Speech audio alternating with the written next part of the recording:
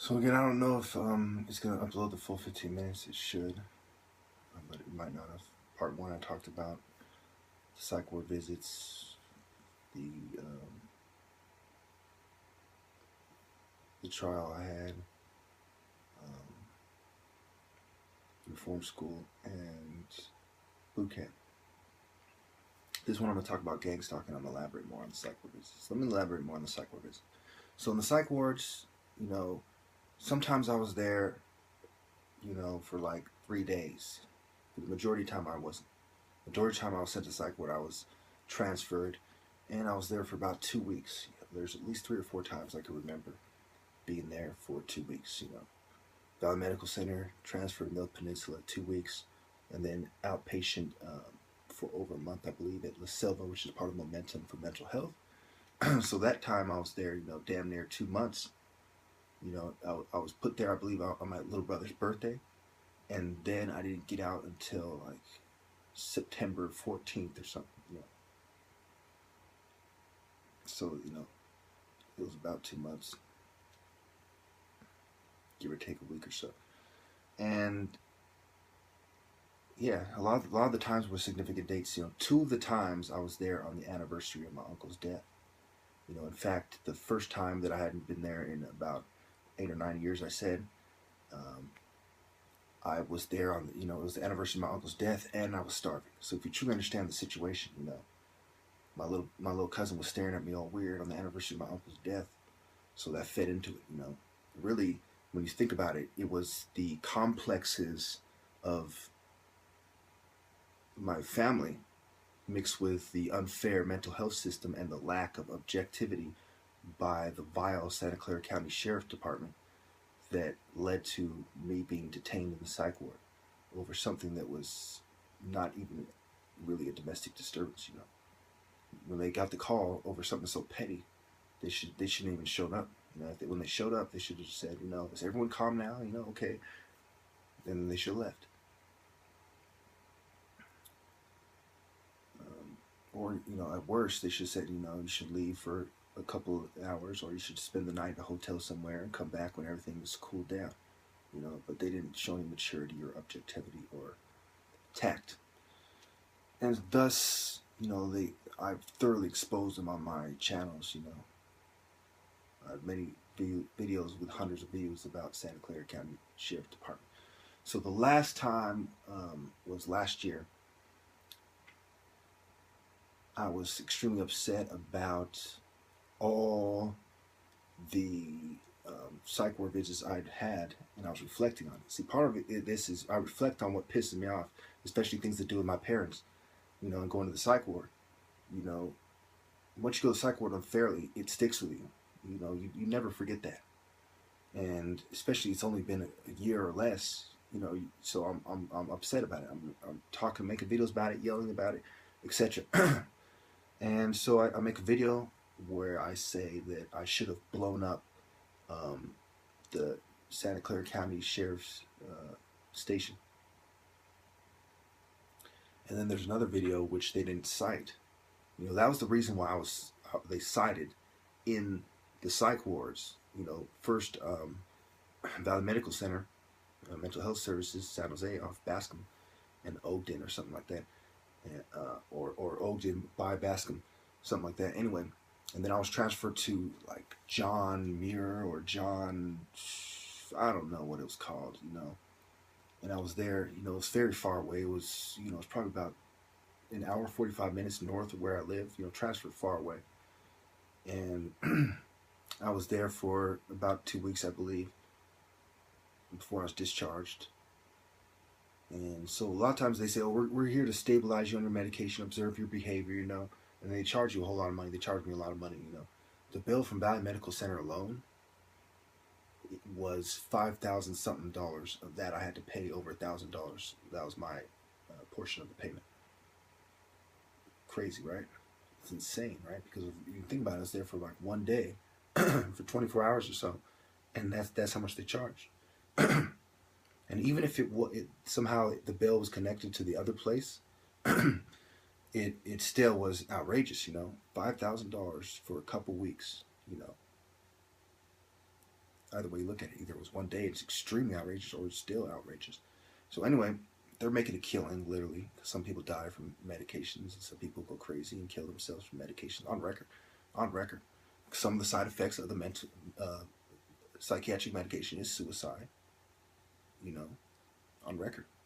You know, sometimes there's medication reacts in an unexpected way because your body has a specific chemistry to it. So sometimes it reacts badly to the medication. Sometimes when you're on a different medication, cough medication, whatever, and you mix it together, it reacts. And they don't really know all these. They don't understand it as well as they like to say, you know.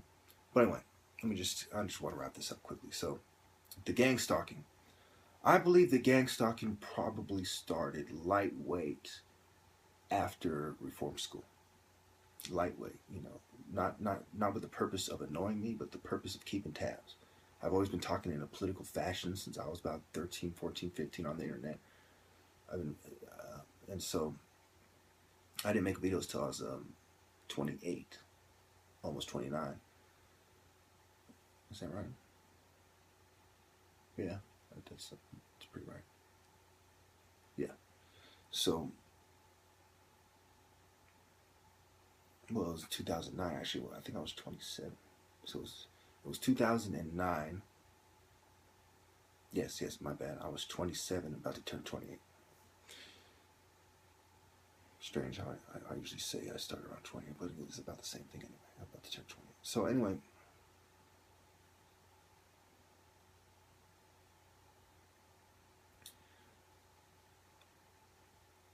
it just truly hit me that, you know, the last my years, you know, the last of my 20s, which are some of the best years, was spent doing this. And before that, I was researching and debating on the internet, being shunned by women, all through my 20s. You know, the best years of my life for women, probably around 6, 7, I'd say 18 through 22 or so.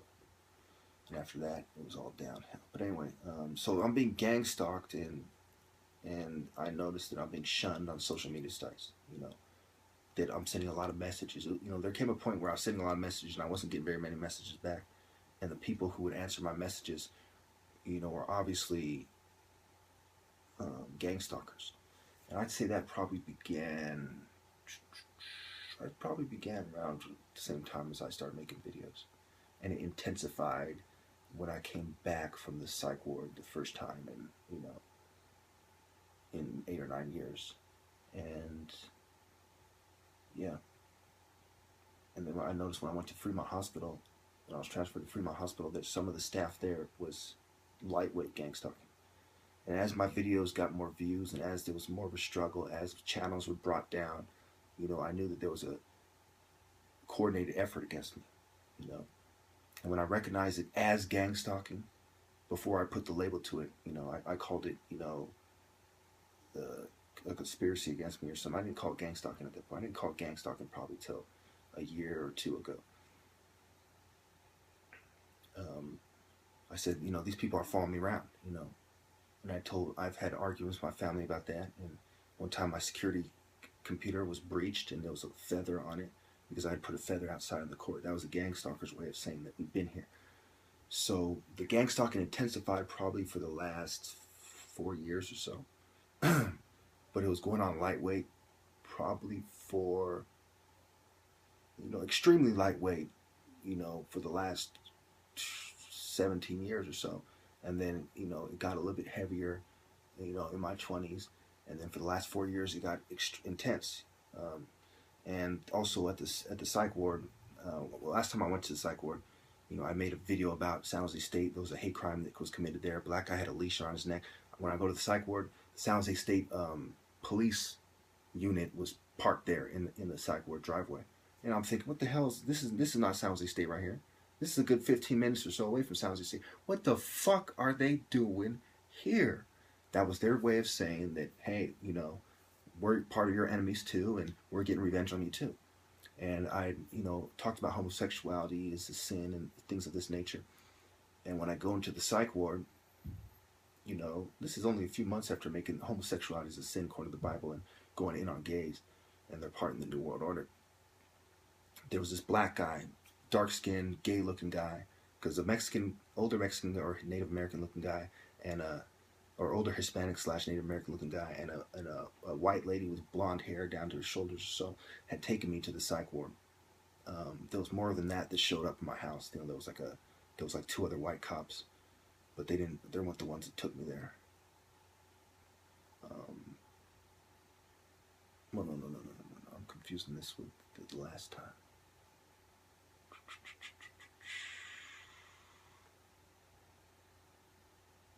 It was weird. Yeah, that was the second to the last time. The last time that Native American looking cop was there, and I think it was a different blonde sheriff deputy that was there, and they transferred me to like a younger Asian looking cop or something like that, and he had taken me there.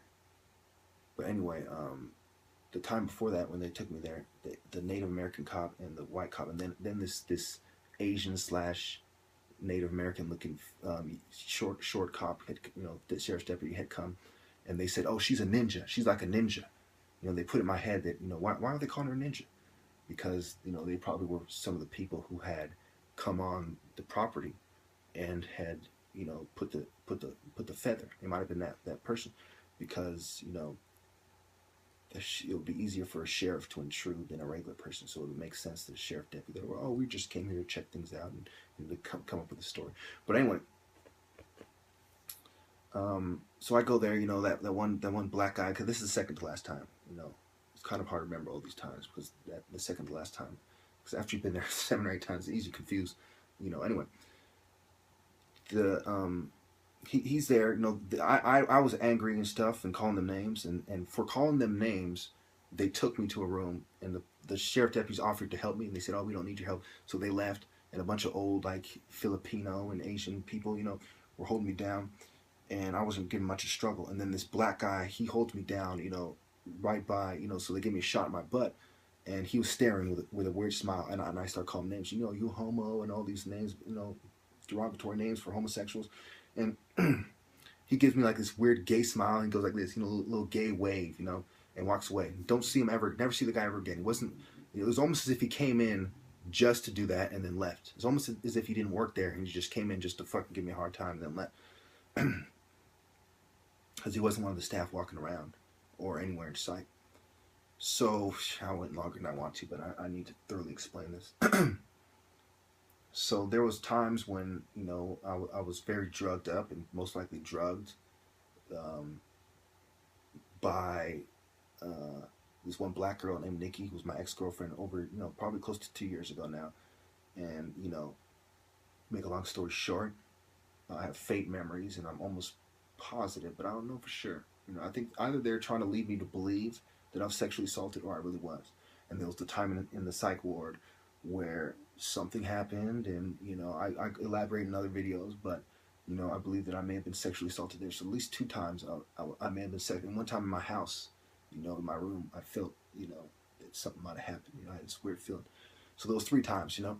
Now I'm not sure about any of them, but they were still put in my head. And even if it's all in my head, they had created the situation for my mind to play tricks on me.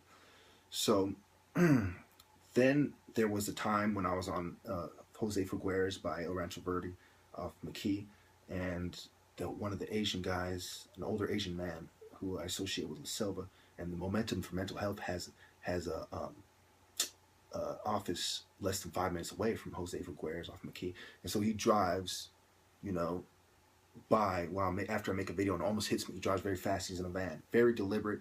You know, he probably wasn't even trying to hit me. And there was another time while I was at La Selva where this white supremacist guy who was in the thing with me, who was trying to set me up, but he was being nice some points, and he was trying to set me up at other points. And then it was his family day, and his father came, and they drove by real fast, and they almost hit my dad. And it was hard to tell whether it was deliberate or whether it was accident, and they were kind of smirking. There was a time where this person who was affiliated with, I believe it was Mills Peninsula, her sister worked at Mills Peninsula. She ended up dating me, and I ate like a salad with, you know, very juicy salad, and then I got extremely sick, and she was laughing about it, and I damn near felt like I was going to die.